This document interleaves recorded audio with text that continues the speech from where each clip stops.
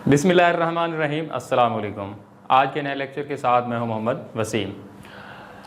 Dear students, हम chapter 9 हमने start किया हुआ था और हम डिस्कस कर रहे थे 9.2 को, और प्रीवियस लेक्चर में हमने 9.2 का क्वेश्चन नंबर 1 और 2 हमने डिस्कस किया था। तो आज हम 9.2 का क्वेश्चन नंबर 3 डिस्कस करने वाले हैं। उसके पहले ज़रा स्टेटमेंट देख लें। तो स्टेटमेंट में है whether .1342 and -2 6 are vertices of a right angle or not. Vertices हम कहते हैं कॉर्नर्स को। तो वो ये पूछना चाह रहा है कि ये जो 3 पॉइंट्स हैं क्या ये राइट ट्रायंगल के वर्टिसेस हैं या नहीं हैं। तो राइट ट्रायंगल में हमें क्या करना होता है, पैथागोरस थ्योरम हमें अप्लाई करना होता है। अगर किसी भी ट्रायंगल के ऊपर पैथागोरस थ्योरम सेटिस्फाई हो जाता है तो वो ट्रायंगल राइट ट्रायंगल होती है, अदरवाइज नहीं होती। तो पैथागोरस थ्योरम यूज़ करने के लिए हमें उस ट्रायंगल की साइड्स की लेंथ चाहिए होती है। तो लेंथ कैसे हम फाइंड करते हैं, डिस्टेंस फार्मूले से। तो हमें पॉइंट्स गिवन है। सबसे पहले तो उन पॉइंट्स को हमने ए बी एंड सी, कोई भी हम नाम दे सकते हैं, A B C P Q R extra. तो हमने नाम दे दिए ए बी सी। अब हमने पहले क्या करना है, ए बी ये एक साइड होगी, लेंथ होगी ट्रायंगल की, साइड्स की लेंथ होगी, और बी सी और इसी तरह फिर ए सी, ये तीनों साइड्स हम फाइंड करेंगे, फिर हम पैथागोरस थ्योरम अप्लाई करेंगे। तो पहले मैं फाइंड करूँगा A B mean distance between A and B, और डिस्टेंस फार्मूला हम 9.1 में पढ़ चुके हैं किस तरह हम वो यूज़ करते होते हैं। तो डिस्टेंस फार्मूला क्या था, ए बी के लिए मैं डिस्टेंस फार्मूला जब लिखूंगा तो यहाँ पहले मैं मेंशन कर दूंगा ए और बी को। तो यहाँ मैंने क्या किया कि ए पॉइंट को मैंने x1 y1 का नाम दे दिया, और बी पॉइंट को मैंने x2 और y2 का नाम दे दिया। ये हमारी मर्जी, हम ए को x1 y1 कह दें या बी को x1 y1 कह दें। तो ए और बी इनका डिस्टेंस फार्मूला में लिखा square root of x2 minus x1 square plus y2 minus y1 square. अच्छा, वैल्यूज़ क्योंकि पहले ही मैंने मेंशन की है, वो इसके अंदर हम पुट कर देंगे। x2 क्या था हमारे पास, ये हमने x2 y2 यहाँ किया हुआ था। तो x2 की वैल्यू 4 होगी और x1 की वैल्यू क्या होगी 1, और इसी तरह y2 माइनस y1 है तो y2 की वैल्यू क्या होगी, यहाँ पे ये y2 की वैल्यू 2 होगी और y1 की वैल्यू क्या होगी 3 होगी। ये हमने इसके अंदर पुट की, और फिर जब हम प्लस माइनस करेंगे तो ये हमारे पास ए बी डिस्टेंस की वैल्यू आ जाएगी √3 स्क्वायर प्लस √-1 स्क्वायर। जब इनका स्क्वायर लेंगे तो 3 का स्क्वायर क्या आ जाएगा 9, और -1 का स्क्वायर लेंगे तो स्क्वायर की वजह से क्या आ जाएगा, ये +1 आ जाएगा।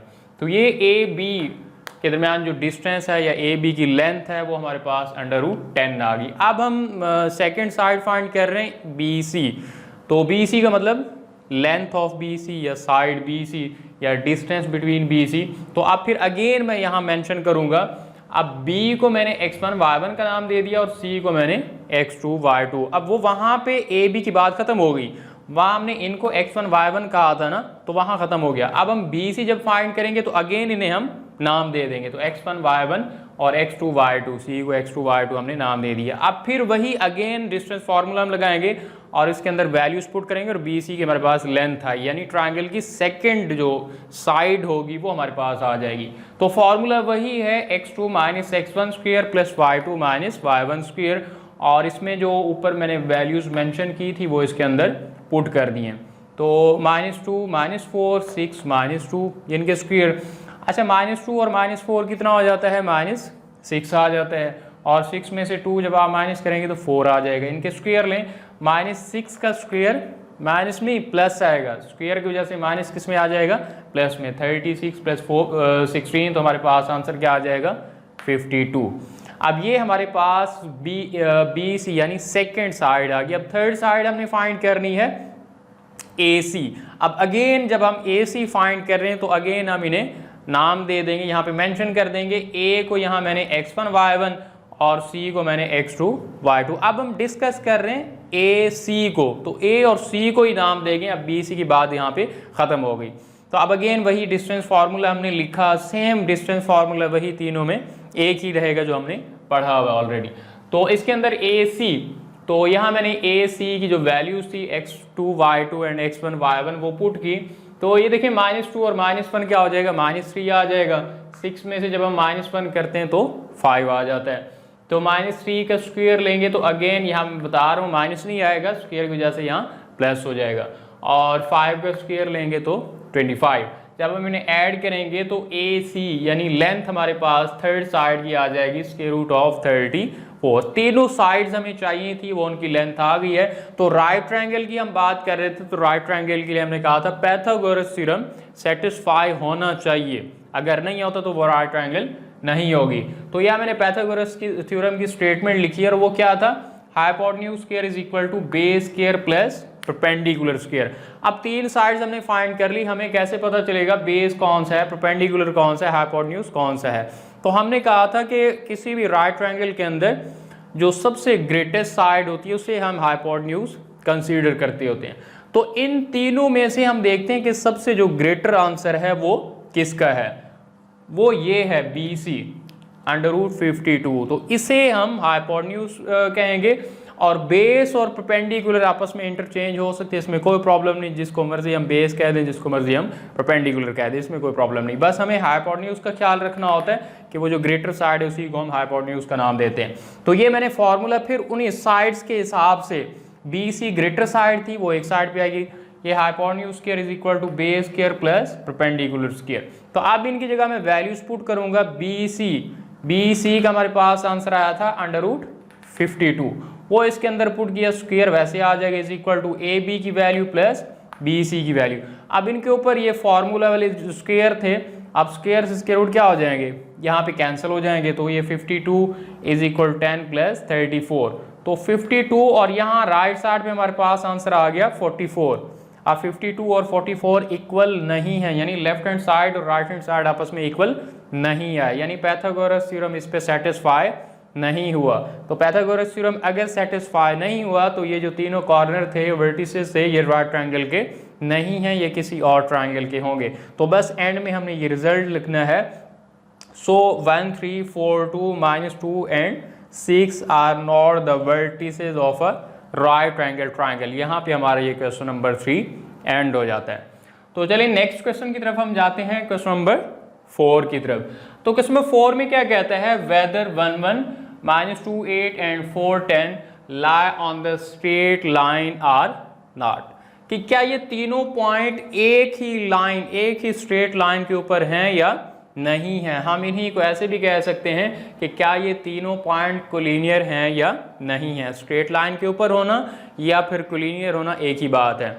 तो इसके लिए भी हमें क्या करना है, तीनों जिस तरह हमने क्वेश्चन नंबर 3 में किया, तीनों साइड्स की हमने लेंथ फाइंड की थी, इसमें भी हमने तीनों साइड्स फाइंड करनी है, A B B C and A C. पहले वो फाइंड करते हैं, उसके बाद फिर हमने देखना है कि हमने क्या करना है। तो सेम प्रीवियस क्वेश्चन की तरह यहाँ पे मैंने मेंशन कर दिया, ए को x1 y1 और b को x2 y2 का नाम दे दिया, और उसके बाद फिर मैंने डिस्टेंस फार्मूला यहाँ पे अप्लाई किया और इसमें वैल्यूज हमने पुट कर दी। x2 की वैल्यू -2 थी और x1 की वैल्यू क्या है 1 है, और इसी तरह y2 मैंने -8 को रखा है और y1 क्या है 1 है। तो -2 और -1 क्या हो जाएगा -3, और -8 और -1 यहाँ पे -9, फिर इनके हम स्क्वायर लेंगे 9 और 81, तो √90 ये हमारे पास आंसर आ गया।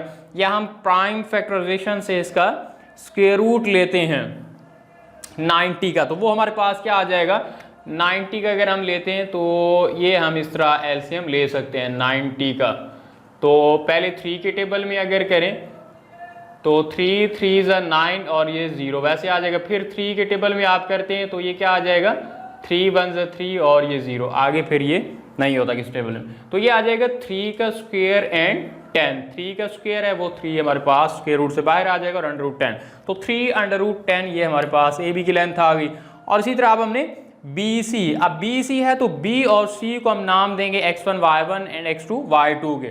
तो b को x1 y1, c को हमने x2 y2 का नाम दे के हमने फॉर्मूला लिखा डिस्टेंस फार्मूले के अंदर। यहाँ मैंने डायरेक्ट वैल्यूज पुट कर दी क्योंकि बहुत दफ़ा हम फार्मूला यूज़ कर चुके हैं। अब इसके अंदर वैल्यूज पुट करते वक्त देखें यहाँ पे ना 2 माइनस आ रहे हैं, ये 4 - n2, x2 की जो वैल्यू थी वो हमारे पास ऑलरेडी माइनस में थी, तो फिर हमने क्या करना है यहाँ ब्रैकेट लगानी है -n2 माइनस। इसी तरह इसमें भी हमारे पास x1 की वैल्यू जो है वो y1 की वैल्यू भी माइनस में है, x1 की वैल्यू भी माइनस में है। तो यहाँ 2 माइनस आ रहे हैं, एक फॉर्मूले वाला और एक वैसे कोऑर्डिनेट्स के साथ माइनस है, तो यहाँ हमने ब्रैकेट लगा लेनी है। ब्रैकेट नहीं लगाएंगे तो फिर यहाँ प्रॉब्लम होगी, क्वेश्चन गलत हो जाएगा। तो यहाँ ब्रैकेट लगाएंगे, जब ब्रैकेट आएंगे तो ये माइनस माइनस क्या हो जाएगा, ये 2 माइनस है तो माइनस माइनस यहाँ पे क्या हो जाएगा, प्लस हो जाएगा, ये भी माइनस माइनस प्लस हो जाएगा। तो ये हमारे पास आ गया 4 + 2 और इसी तरह 10 + 8, ऊपर स्क्वायर है, स्क्वायर ले लेंगे तो हमारे पास 36 + 18 का जब हम स्क्वायर लेते हैं तो ये 324 आ जाता है। इन दोनों को प्लस करेंगे तो 360 आता है। इसी तरह हम प्राइम फैक्टराइजेशन से इसका स्क्वायर रूट लें तो 3 3 2 2 एंड में 10 बचता है। तो ये हमारे पास यानी 3 का स्क्वायर 2 का स्क्वायर 3 और 2 बाहर आएंगे तो 6√10, ये हमारे पास BC की वैल्यू आ गई। इसी तरह AC भी चाहिए तो AC A और C को हम मेंशन करेंगे x1 y1 and x2 y2।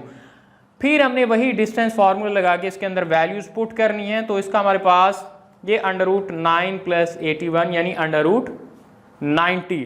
तो हमारे पास AC की जो वैल्यू आ गई थी √90, वो प्राइम फैक्टराइजेशन से अगर इसका हम एलसीएम से स्क्वायर रूट लें तो वो 3√10 आ जाता है। अब जो हम बात करना चाह रहे थे कोलिनियर या फिर the points lies on same line, उसके लिए कंडीशन थी कि अगर किसी भी 2 साइड्स का सम थर्ड साइड के इक्वल आ जाए तब वो पॉइंट्स जो हैं वो कोलिनियर होते हैं, एक ही स्ट्रेट लाइन के ऊपर होते हैं। तो यहाँ हमारे पास 3 आंसर हम फाइंड कर चुके हैं। अब एक था 6√10 और 2 हैं 3√10 3√10। तो हमें पता है 3 + 3 6 होता है, यानी AB और AC का सम किसके इक्वल आ रहा है, BC के इक्वल। तो ये हम फार्मूला खुद लिखेंगे कि now as AB + AC = BC। अब AB की वैल्यू 310 थी, AC की वैल्यू भी 310 थी और BC की वैल्यू 610 थी। तो यहाँ पे देखिए 3 + 3 क्या हो जाता है 610, वैसे तो 610 = 610। तो 2 साइड्स का सम थर्ड साइड के इक्वल आ गया। तो हैंस जो हम प्रूफ करना चाहते थे वो हमने प्रूफ कर लिया। ये वो कंडीशन थी, बस वो हमें फुलफिल करनी थी और वो हमने कर ली। तो एंड में हम रिजल्ट लिखेंगे hence 1 1 -2 8 and 4 10 are on same straight line or collinear.